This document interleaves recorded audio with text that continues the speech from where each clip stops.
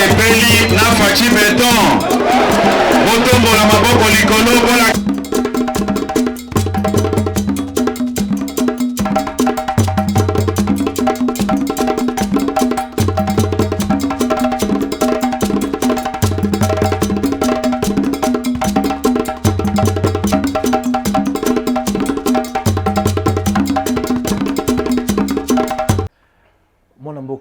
Président Marcel, bonjour. Bonjour, messieurs les journalistes. Nous rappelons que vous allez bon membre de UDPS, vous allez communicateur, puis vous allez en même temps analyste politique. Oyo, toko développer na le lot matali gestion politique, gestion économique, na gestion financière. Il y a ville ya Kinshasa na banje nango potoye ba to komi wapi na maezali koleka na bongo na kini na Kinshasa plutôt. Mais avant de démarrer na ba actualité na biso boni santé politique ya mboka ya Congo. Oui, santé politique, eza malamu, touti na maponami, to vota ki chef de l'État, na plébiscite qui est le lot zela formateur a déjà na kati terrain, azo identifier majorité au sein de l'Assemblée pour permettre chef de l'État pour na koyeba orienter action gouvernementale na ye na Nicolas Ali Koya. Merci beaucoup Président Marcel. Passons rapidement na actualité oyo. Ils allaient faire parler presque batu nyonso batu bazomituna qui sera le premier ministre. Déjà comme on a PCR aux alaki bongo ya mona mboka Vital Kamerhe américain peu koningsa ba congolais les loto moni mokonza mboka abimisi informateur le secrétaire général Augustin Kabouya ozali bongo honorable député national et puis na kotanga kombo ya azali pe bongo pe honorable mon mboka oya fonction publique comme ça seulement Jean-Pierre Liao. Voilà. Na komona batona misatu na banje politique otozanango actuellement qui peut être nommé premier ministre ou soit ceux posana mutuna déjà ozali komona par rapport à banje politique. En tout cas personnellement pour na premier ministre président il faut nommer les biso un technocrate et non un politique. Et là mimboka o mingi toujours monango awa comment les politiciens vont se bousculer pour n'avoir ministre, premier ministre. Mais makambo ils ont prévoir na est en boka na biso, ils ont préoccupé par politiciens. Moi je pense que le chef a été clair na jour à prestation serment na gata stade des martyrs. Alors les erreurs du passé et qu'on reprendre les soutiens dans mandat ou. Mais des bandits belé. Mandat ou ezali mandat moko ya tous les enjeux dont le chef n'a plus droit à l'erreur. Parce que ce que tali au regard il y a politique na biso lelo na kati ya politique na biso na moni muta oza premier ministre pour na ngai na monité pour na ngai s'il faut que tu batu o ba technocrate pour na ngai je porterai mon choix à mon humble avis ya mutu lokola Noël Tchani pour moi il peut aussi être premier ministre mon loi il y a des pères et des mères oui hormis cette loi c'est un monsieur to bien pour landelaye à ça na ba banque mondiale une expérience moko boy avérée dans le domaine de l'économie. Pourquoi ne pas que tu aies la bonne chef de l'État? Le chef de l'État a besoin de bateau pour aider. Tous ces gens qui se bousculent aujourd'hui, mais ils ont travaillé dans le premier mandat. Ils ont montré leurs limites à tous les niveaux. Certains ont économistes, PCA, VPM économie, rien ne change. Vous comprenez? Pourquoi ne pas comme mécaïpe bateau technocrate comme Noël Tchani? Pour que ba meka un peu comme un peu expertise na bango et des mboka. Olegi monga Noël Tchani te boy. Na bien même pas de vie comme ça. Na coûte même na été. Mais na zolo parce que ezama ngamu ya mboka. Ce n'est pas parce que je suis de l'IDPS que non, bozo mututé na IDPS. Non. Pendant que certains ministres à IDPS balaxi ba faiblesse na bango na gouvernement ou toleka. Vous comprenez? Tolo ngamu ya mboka. Ezama ba parti politique ité. Parce que mutozo kumba destiné à Congo azali fils idéologique qui a mentor Nabiso et Etienne Tshisekedi. Voilà pourquoi Biso IDPS, nous n'avons plus droit à l'erreur. Tant que le peuple a payé confiance au chef de l'État, nous sommes obligés, mandat au photo récit à tous les niveaux.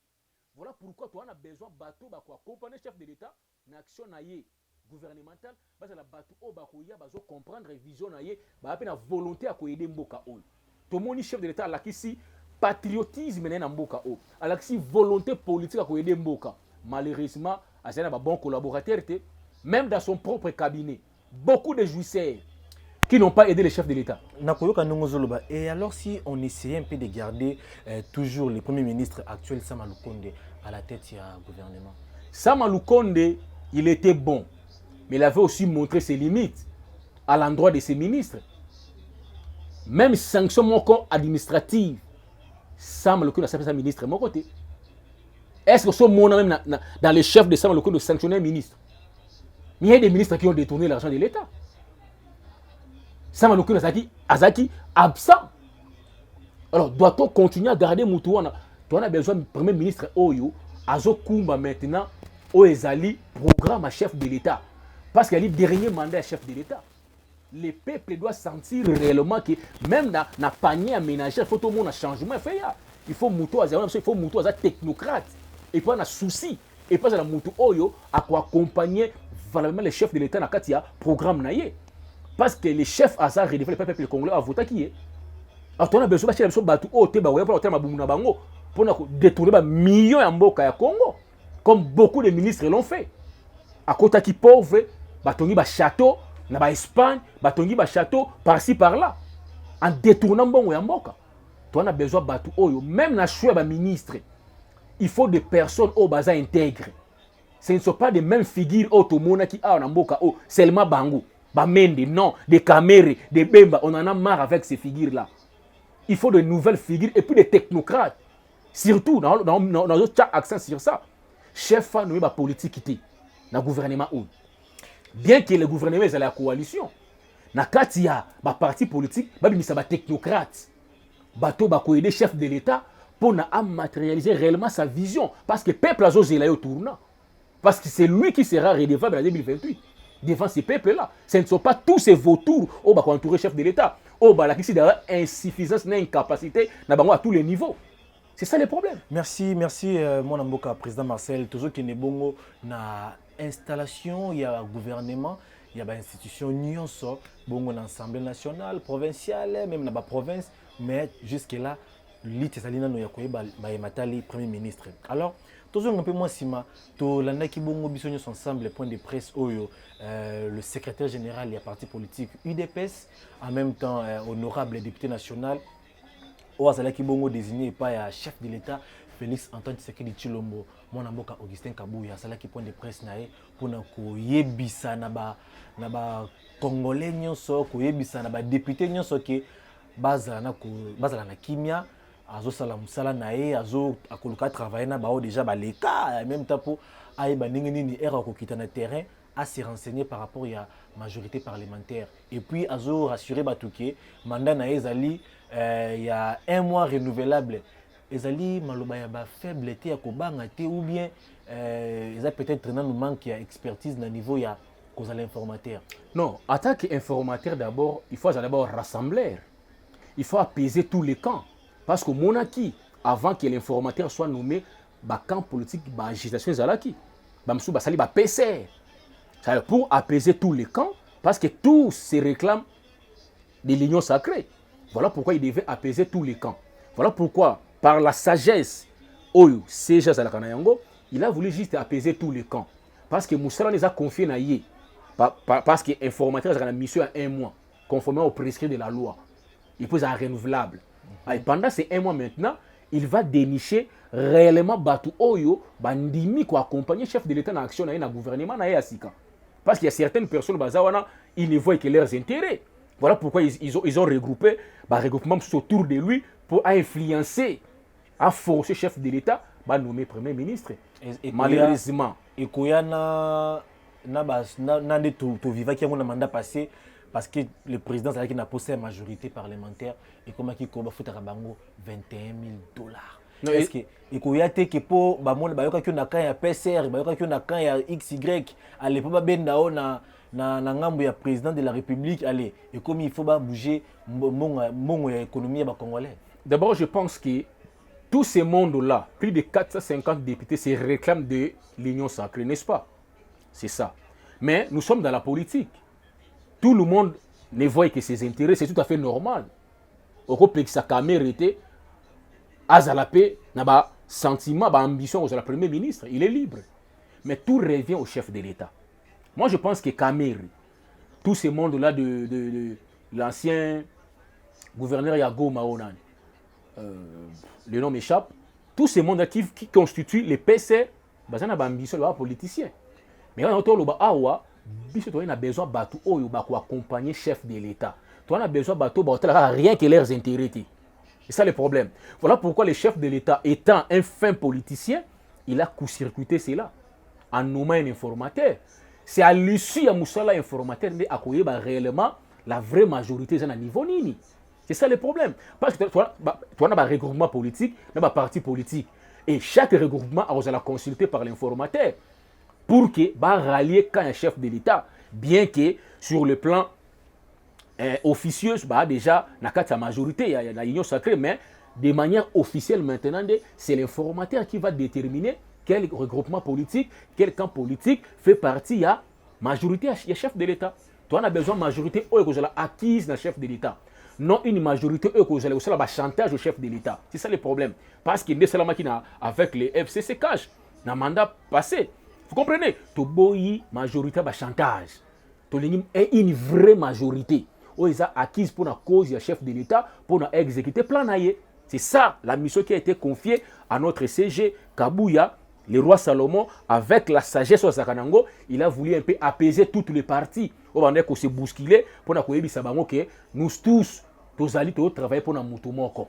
Ça ne sert à rien. Il y a que se bousculer, il y a que tirer un bâton dans les roues. Donc voilà un peu la mission qui lui a été confiée par le chef à Osalango pendant un mois. Il a raison. Parce qu'il devait consulter Bato Basala Yango, notamment Bahati.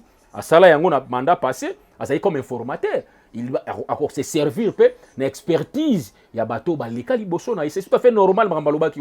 Donc moi, je pense que connaissant les CG par la sagesse de la Kanango, merci, Président Marcel. Mais il y a encore un combat qui continue toujours à persister au niveau de poste ministériel, poste gouvernemental, si je peux me limiter là. Il y a Koyoka, en même temps député national, en même temps député provincial, en même temps ministre.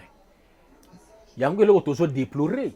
Voilà pourquoi pour moi, les chefs à Zongissa, ministres on est à Kalate, ils ont démontré leurs limites. Ils ont démontré leurs limites, leur incapacité à tous les niveaux. Voilà pourquoi Bissoto, le chef de l'État, a porté choix dans les technocrates. Bien que nous sommes dans la coalition, dans le niveau de regroupement tel, il y a des technocrates, il y a des politiques. Parce que les politiques qui ont détruit ces pays pendant 1960. Parce que y a la volonté, il y a des chefs de parti politique. Tout le monde a des ministres détourner l'argent à contribuables congolais.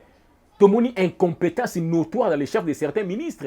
Est-ce que faudra-t-il que ça marche dans le gouvernement? Moi, je ne pense pas. Parce que si les chefs ont besoin d'un résultat, ils doivent miser sur ça. À tenir compte de la technocrate. S'il faut puiser, même les bandas, il y a des partis politiques, même les bandas, il y a des organisations, il y a une union sacrée, il faut que les chefs fassent ça. Pourquoi pas Moutoloko là, Noël Chani, qui a l'expertise, qui a travaillé plus de 30 ans dans la grande institution bancaire du monde entier. Marie-Ange, il faut que cette dame-là aussi, il peut comme expertise et pas un chef de l'État. Moi, je pense que tous ces ministres ayant travaillé dans le gouvernement passé, montrent qu'il y a des limites dans bango. Ils ont aspiré sous confiance. Parce que là, qui non, ils ont un chef de l'État. Or, ces mandats, ils ont des mandats à résultat. Ils ont des mandats à tous les enjeux. Le chef doit répondre les besoins de la population, va payer confiance. Défi sécuritaire et les défi économique. Il faut qu'il panier de la ménagère, peuple allié à malam. Tous ces défis-là, avec ces ministres passés, je ne pense pas qu'il y aura grand-chose. Voilà pourquoi les chefs doivent miser déjà et tout ça et là, pour matérialiser sa vision.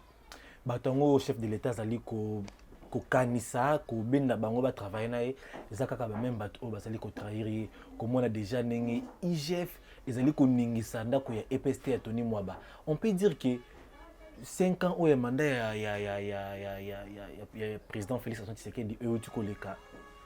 Déjà tout ça dans deuxième mandat mais toujours goûter toujours benda déjà mandat ou déjà ya ba comportement ya premier mandat comment on a déjà IGF azali déjà ko kolandela makasi Tony Mwaba et puis et comme na niveau déjà justice malgré tout moyen tout le blanc pena mingi ça mais déjà ministre moko azolakisa que non ba comportement ya mandat passé ezali ko elle sur na deuxième mandat. Qu'est-ce qu'on peut dire ba situation bongo na kati ya RDC? Bon, personnellement, ba théâtre on a mona qui entre IGF na ministre EPST ça laisse à désirer. Moi je pense que Tony Mwaba c'est mettre avocat d'abord. Il doit savoir d'abord la mission à IGF et Zanini. Parce que IGF, je les dans qui bango, dans mois de février, je crois, non, en janvier, il a assigné au moins 64 ordres de mission, ou 63 comme ça. Ils ont un EPSTT. Mais ceux qui ont une mission, ils ont une mission. Dans le ministère, il y a EPST, tout le monde va aller ministre. Mais pourquoi le ministre doit s'agiter s'il ne reproche de rien?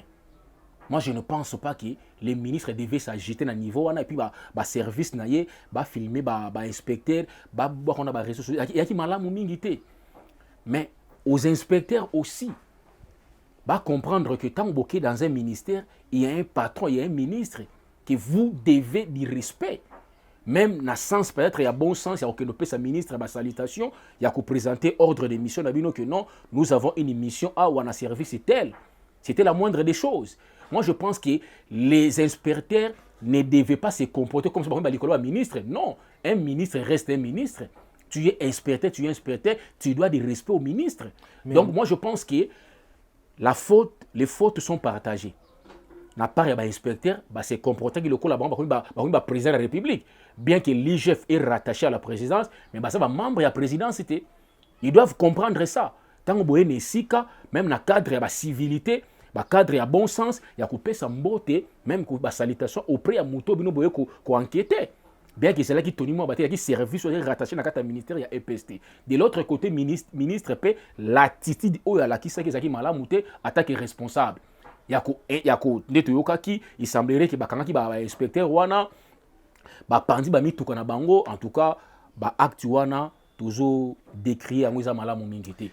Mais comment la mission officielle il y a IGF, est-ce que IGF penda ou il y a monsieur non mais c'est plutôt na Gilles Lingete, est-ce que la mission de service naé il y a ça la patrouille financière, il y a qu'une indépendant d'entreprise kolandela ordre financier ezala kolandela eloko boy kolandela est-ce que penda makamana po corruption etondi na ba entreprise ezala ya l'état ezala entreprise songolo pakala corruption etondi na kati ya entreprise na kimoyibi en tout cas eleki munene makasi est-ce que mission na penda IGF akokango?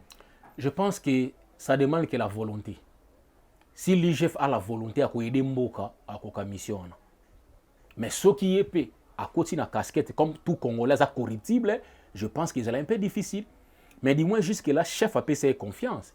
Mais moi, et là, on a toujours chef à comprendre que non, la confiance n'exclut pas le contrôle. Qui contrôle maintenant l'IGF? Qui contrôle Gilles Lingete? C'est ça le problème. Tony Mwaba Lobaki, Tony Mwaba c'est un maître avocat. Tant à lobby que quand l'IGF est où wapi? Parce que aboya kiko peut ça marcher na ba tunaye moko boye baza une firme allemande pour na couper ça ba na ba carte biométrique moyennant $5. C'est de là que le conflit a commencé entre IGF et Tony Mwaba. Ce qui IGF faisait pour aider le chef de l'État, est-ce qu'il pouvait aussi charger l'État congolais encore de plus dans Mbongo? 120 millions par mois. L'État dépense pour la firme wana. Si vous avez vrai cette information, je suis désolé à même l'IGF, si cette information s'avérait vraie, parce que Tony Mwaba l'a dit, conflit n'est pas IGF et bandi place parce qu'il avait refusé, il a chargé encore mes parents, parce qu'il a dit comment expliquer, chef a prôné gratuité de l'enseignement, et toi tu viens encore que ça $5 na mutu ya mwana, bon on est où encore dans le trésor public, tellement Tony Mwaba boya qui collègue ça. Et là, IGF a comme toujours il y a une enquête dirigeantée vers EPST. Pendant qu'il y a beaucoup de ministères qui demandent si IGF a enquêté. C'est ça le problème. Voilà pourquoi toujours le Bakino, chef de l'État, a fait sa confiance avec les Congolais. Parce que la corruption est ancrée dans l'ADN à tout Congolais. Voilà pourquoi tout le monde, même ceux qui n'ont corps d'élite, n'ont corps où ils ont discipliné l'armée, corruption est ali. Bon, on a corps moussous. C'est le problème. Moi, je pense que l'IGF fait bien son travail, mais les chefs doivent comprendre. Il faut mettre encore un mécanisme. Il y a contrôle, il y a IGF, Naba, inspecteur Naye, pour éviter les pires lobbies. C'est ça, eza eloko ba congolais, ba congomani nyonso ba ina posa ba peso kipe est-ce que IGF pena kolite makasi na ba corruption wana pour atteindre ba objectif na ye. Mais tout le bela bongo ma matali toujours actualité politique to mona ki bongo ezali na ngambu ya Assemblée nationale na mwana mboka président ya Assemblée Mbosso azali bongo na bureau d'âge azali kosenga na tout nyonso bazali na ba double poste na gouvernement ba meke un peu kososola ba pesa bango quelque temps comme ça ba tika mais jusque là ata mutu moko tel ki na ba média Paul Bakeno voilà to tiki ngambu moko pour te soutenir ngambu moko. Est-ce que ezali toujours manière ko manipuler gouvernement ya bazala toujours na système ya ke nazolia awa la place bali la passe ba congolais pour ba soutenir Congo qui est liboso. Je vous dis que c'est regrettable dans ces pays. Ces pays n'ont pas de chance d'avoir des soi-disant ministres. Tu as été ministre pendant 3 ans, pendant 10 ans. Tu n'as rien foutu dans le secteur. Ou postulé comme député. Or, cumul de fonctions est interdit conformément aux prescrits de la loi. Voilà pourquoi la Cour constitutionnelle traitant cette matière à hauteur récemment à Wakino, aucun Congolais a un mandat électif à un mandat moko nominatif. Tu as été nommé ministre. Maintenant, tu as reçu un autre mandat électif. Peuple a voté comme député national, député provincial. Tu n'as qu'à faire le choix. Mais pourquoi ces ministres, en commençant par le premier ministre, Bazo Linga, qu'on démissionné comme ministre, comme premier ministre? Vous comprendrez que tous ces gens-là ne voient que leurs intérêts et leurs familles. Donc, ils sont là pour expédier l'affaire courante, pour détourner à Souka. Pour ne pas ça le choix. Il y a un monde qui m'a mboka, le président du bureau d'âge de l'Assemblée nationale m'a mboka. Kodia, il a été clair. Il avait même refusé qu'on valide certains mandats à députés. Mais au moment combien la salle et il y a qui surveillait. Vous comprenez un peu ça? Même les soi-disant députés, les corps d'élite qui sont censés facilement comprendre les lois de la République, ils vont y aller sur Mwanamboka, Kodia, qui avait dit que non, il faut d'abord, avant à valider le mandat, on va démissionner, c'est le choix.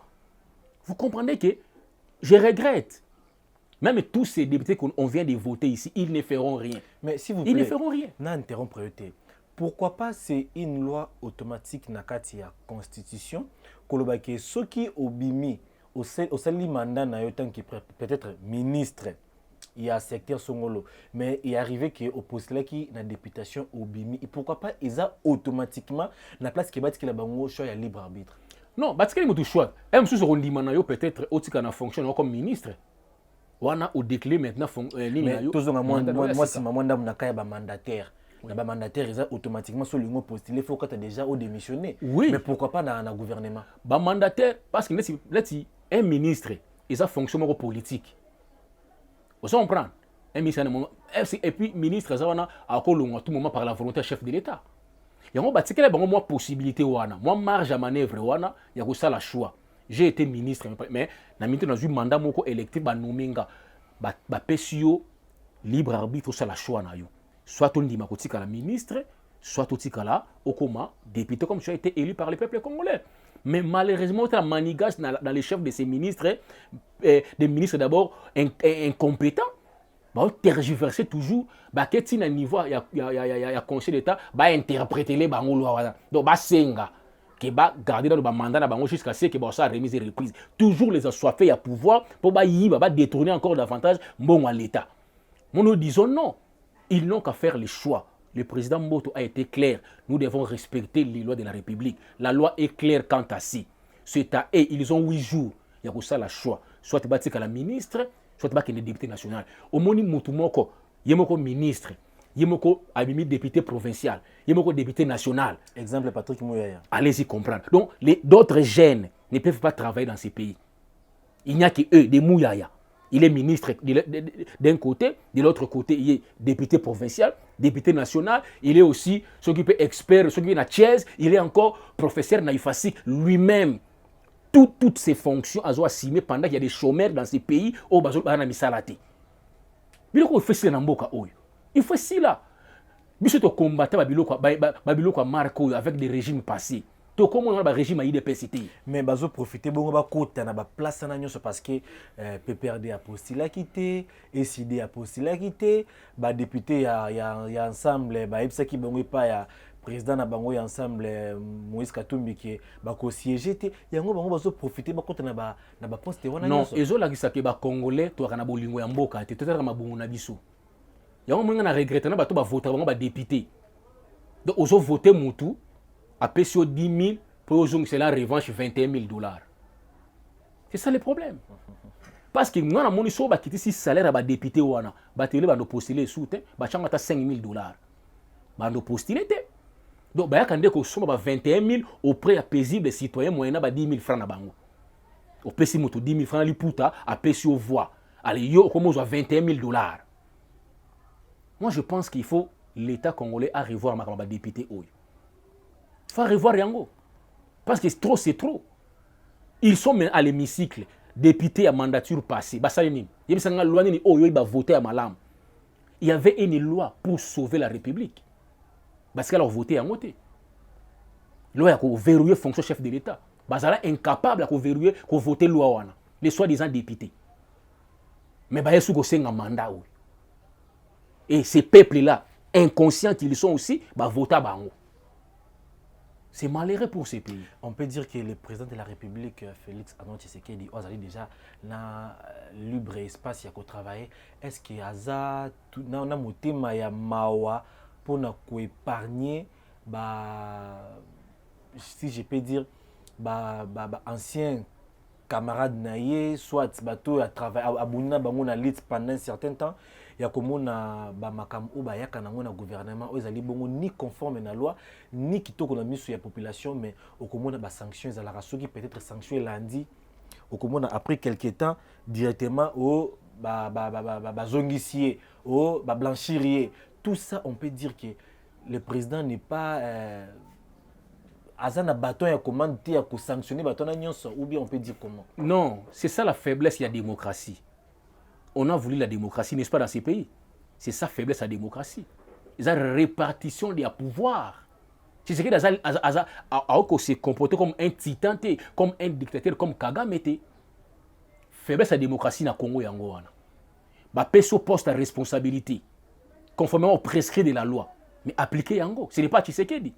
Tshisekedi a beau cause na même ministre na justice. Atiowana, magistrat, procureur général. Atiowana, président de la Cour constitutionnelle, ça conformément au prescrit de la loi. Ce n'est pas Tshisekedi a dicté. Mais tu vois que tous ces Congolais ayant reçu le mandat, Yakosa et Lamboka, sont incapables de faire ça. Ce n'est pas Tshisekedi de faire ça. Atio ministre, je suis ministre pour la République. Non, gérer la reste publique. Comment je dois me comporter face à Mbongo Mboka. Mais combien de détourné Mbongo Mboka. Et puis, Moutoufa Kangaye justice. A combien a corrompre le magistrat. C'est qui fait ça? C'est ça la faiblesse de la démocratie dans Mboka. On a qu'à assumer. Parce qu'au Congo, les hommes intègres, comme à 2% dans le Congo. C'est ça le problème. Parce que tout Congolais, dans le Awa, Aden ils ont ancré dans la corruption. Aden. Dans le détournement. Ils ont ancré dans Aden. Il y a des Congolais. Tout le monde a montré ça, l'exception, c'est Etienne Tshisekedi Wamulumba. Congolais bongo. Pour jouer dans le Congo, c'est difficile. Il faut après 50 ans. Parce qu'à Kenda en Allemagne, ils ont un blanc à la peau noire. Vous savez combien de corruption va proposer papa dans la politique? Pour les Congolais. Mais il faut comparer pour les Bango parce que Bango peut entre corruption. Bien sûr, mais néanmoins, Mundele, ce qu'on fait la responsabilité à Mboka, à Salaka comme il se doit. Différence na noir et angwana. Un blanc a confondé la poche na yé na kesa l'état. Mais chez nous au Congo, en Afrique, tu confonds la caisse à l'État na poche ya mutu. Au monde, tout le monde va premier ministre en Mboka oyo. Ba noumai a foutre la deux chambres salon à Lemba. Lelo ba tonga ba immeuble. Tonga ba immeuble. Ba ministre auto yebi. A foutre na beau marché ndako deux chambres salon. Lelo ba appartement na ba Espagne, na ba Londres par-ci par là ba ministre. Donc c'est ça, mentalité les a ancrée dans les chefs des Congolais. Tshisekedi en paye les prix. Il y a un monde qui a volonté de aider Mboka na banani. ba ministre, ba voleur. Ou à niveau armée, ba voleur. Na niveau ba service, ba voleur. Mais il va travailler avec qui? C'est ça le problème. Maintenant, pour nous parler d'un problème wana, ça arrive maintenant au président. Il y a qu'à instaurer un système, il y a contrôle. Il y a des gens qui ont instauré un système, circuité. Il y a qu'à déboulonner, vous avez un mariage na FCC. Non, notre président, d'abord, c'est un monsieur qui est bien éduqué. D'abord, il faut y aller. C'est un président qui est bien éduqué. Il a reçu une bonne éducation. Il a eu respect à mon tout. Voilà pourquoi je travaille dans un collaborateur, à un respect en tant qu'humain. À sur responsabilité, à comprendre que tu es un humain, à sur sens il y a responsabilité, il y a respect public. Malheureusement, les Congolais bah abusé na yango. C'est ça le problème. Voilà pourquoi on a un président a la confiance dans les chefs des Congolais. Ce pays congolais Moussala, il faut que les moutois surveiller. Parce que les Congolais la kisi médiocrité na à tous les niveaux. Maintenant, mandat oyo, c'est chef à ça la sikoyo qu'on instaure un système à tous les niveaux. Système on va nous permettre à kanga ba corrupteur, ba détourner facilement et puis pas la sanctionner. Et puis cette fois-ci c'est un chef avec un magistrat suprême. Azala lisu un œil regardant la justice na biso. Il y a à boire et à manger. Il y a des magistrats et certains avocats, bah ça la club d'amis, il y a qu'au spolier banda quoi paisible citoyen. Bah ça la clique, mais bah spolier banda quoi battre. Bah magistrat. Au monde on a raison, bah pesi moyibi raison. Et ça manamboka oyo. Mais si les chefs en a œil regardant te ko pleurnicher les sous awa justice. Or, c'est lui qui est le magistrat suprême qui est censé maintenant commettre de l'ordre. Il faut bien talibo qu'on a mis ça. Azana œil regardant la justice ya Congo, l'appareil judiciaire. Au cas contraire, il est malheureux. Il a pris le temps dans le premier mandat. Il y a côté que la volonté na bango conformément aux prescrits de la loi. Mais le magistrat la kisi, le magistrat a 3 V au yebi na mboka oyo. Balingi véhicule voyage na ba villa, magistrat 3V. A comme magistrat lelo, alinga tonga immeuble lelo, atambo na voiture à lix lelo, aba na ko voyager lelo ba copain ba copine na ye, ba magistrat 3V. Il y a un mboka ezo kufa. Ce qui l'état, le chef de l'état, ana ay regardante, ba magistrat 3V wana, ba détruire mboka, on ba détruire encore davantage. Merci président Marcel Monamboka to komi bongo na suka émission na biso. Biso to singa na chef de l'état.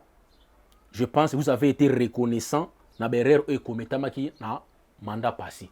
Le chef l'a reconnu au vie et au su de tout le monde. Maintenant, tu as compris qu'il y avait des erreurs. Tu as compris qu'il y avait des collaborateurs au Baïda qui étaient chefs de l'État. Cette fois-ci, tu n'as plus droit à l'erreur. Parce que Yonde vous la redevable pas peuple wana. Tant de peuples a voté, c'est la première fois. 73%. Dit jamais fait dans l'histoire politique à Congo. Maintenant, le peuple a là au tournant. Ils ont un défi où ils ont devant vous, chef de l'État. Défi sécuritaire. Il faut mettre fin à l'insécurité. Eux ont sévi dans la partie est pendant 3 décennies. Pour en mettre fin, la première des choses, il faut d'abord lever ces moratoires. Et ça, il y a aussi sa traîtrisme dans la armée na biso. Au trahir mboka, il faut maintenant cette loi et il y a petit dans civil. Au détourner mon mboka, ba pendre en public. Je pense que bloc on est aussi là yango moko. On a le cause tout la bateau il y a droit de l'homme. Je pense ça au pouvoir. Aux États-Unis, il y a aussi les droits de l'homme. Mais aux États-Unis, il y a une chaise électrique. D'ailleurs, on a une histoire des droits de l'homme. On a un mouvement citoyen. C'est une histoire fabriquée par les impérialistes pour affaiblir l'État congolais. Ces droits de l'homme-là, il y a un financement européen et occidentaux pour freiner l'action du gouvernement. Auprès, il y a des bandits qui détruisent l'État. Auprès, il y a des Koulouna. Auprès, il y a des hommes, il y a main armée, il y a vol à main armée.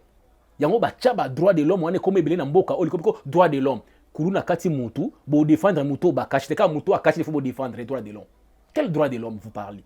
Aux États-Unis, pays avec la démocratie, il y a une chaise électrique.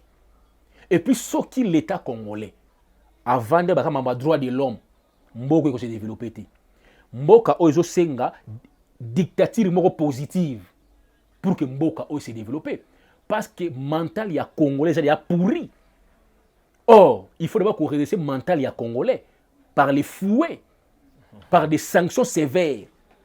Mental tant que sont normal, avec toujours une démocratie. Parce que la démocratie, ils ont une ligue pour les Congolais. Ils ont confondre liberté nationale liberté. Dans quel pays journaliste a télémi a finga un chef de l'État? Au nom de la démocratie. Ancien président, à le bon discours, comment vous pouvez vivre dans un pays où un journaliste a télémi a critiqué le chef de l'État comme si le chef de l'État n'a comme si son ami. Non, au nom de la démocratie. Namboka Oyo, les journalistes bazo désinformer le peuple congolais et de formation le kuta au profit de Bangouna. Baza pe inquiété. Rouberoi, qui se disait congolais, a se retrouvé dans une conférence ya Batuchi, Rwandais, na États-Unis. Pembe na Kagame. Ba la levée de fonds pour na Kagame na bitumba contre le Congo. A kozonga awa bo inquiété été. Au nom de la démocratie. Voilà pourquoi on a une émission moko to sala kiawa. Il y a mboka oyo Congolais trop naïf. Il y a liboso naïveté ba Congolais. Il y a mi inconscience collective. Na ba dirigeant, na ba dirigé. Il y a mis ça tout complaisance. Voilà les trois biloko boni Congo yango wana. Congolais trop naïf. Yango ba Rwandais ba osaka na biso na mboka o. Toi trop complaisant. On a ba question moko ko traitons avec beaucoup de rigueur to ba analyser yango. Notre joueur, pour checker la signe A na Rwanda, mais au qui va média rwandais mambalo pour naïe, ces joueurs-là doivent être chassés, comme des politiciens, mais pas n'abusé le contraire. Les journalistes congolais à Kachobwe, ils ont relayé l'information le coup à M23. Et au vie et aussi de tout le monde. Et puis Christian Boussama dit, na kiti naïe, comme président c'est ça qu'il ne fait rien. Justice c'est vainango, il faut si c'est que d'attendre la bino bokanga mutu na sali mabi. C'est ça l'inconscience dont j'ai fait allusion. Tshisekedi n'est pas censé faire tout. Il a nommé les gens dans différents domaines. C'est à vous de faire votre travail comme il se doit. Mouto travailler contre Mboka. Batu basali réunion et le basango on est réébité. Pour nous déstabiliser Mboka. Dernier pays évité. C'est ça le Congo. Merci, le président doit comprendre cette chose. Le président doit comprendre. C'est lui et l'IDPS qui vont payer les pots cassés sur le travail malamouté. Sur le travail malamouté, il va enterrer même l'IDPS. Parce que l'IDPS a eu à combattre tous les régimes dans ces pays. En commençant par les marshals Mobutu. Parce que moi qui vous parle, na combattra tous les régimes. Depuis Mobutu, Kabila le père, Kabila fils. Tu paies ça Congolais espoir par rapport à notre discours, par rapport à notre vision pour le Congo. Mais nous sommes aux affaires. Nous n'avons pas droit à l'erreur. Les présidents doivent comprendre ça. Dans le cours d'une émission, Batubako aider s'ils pensent que ce sont ces mobutistes, des kabylistes, le président se trompe. La preuve est là, le premier mandat. Ces mobutistes ont appelé confiance. Ces kabylistes, c'est un pays. Batubako aider, ils ont un biso. Toi, une expertise, tu vas licencier. Dans le domaine de biso. Parce que tu y es biso si tu as un mboka oyo. Mais Batouanate. La preuve est là. Premier mandat, va détournement, tout. N'a magistrat na bango, tout va mentir. Et cette fois-ci, s'il veut réussir, à ça là, appelle l'expertise Moussous. Merci, Président. Si déjà tu as annoncé que tu as commis dans cette émission, malgré tout, on va avancer sur 10 minutes pour la révélation. Ce que tu as fait, numéro, non, et bon, mon numéro c'est le plus 243 81 52 99 123. Plus 243 81 52 99 123. C'est le sénateur Marcel. Tout le monde à la prochaine. Bye bye. Merci.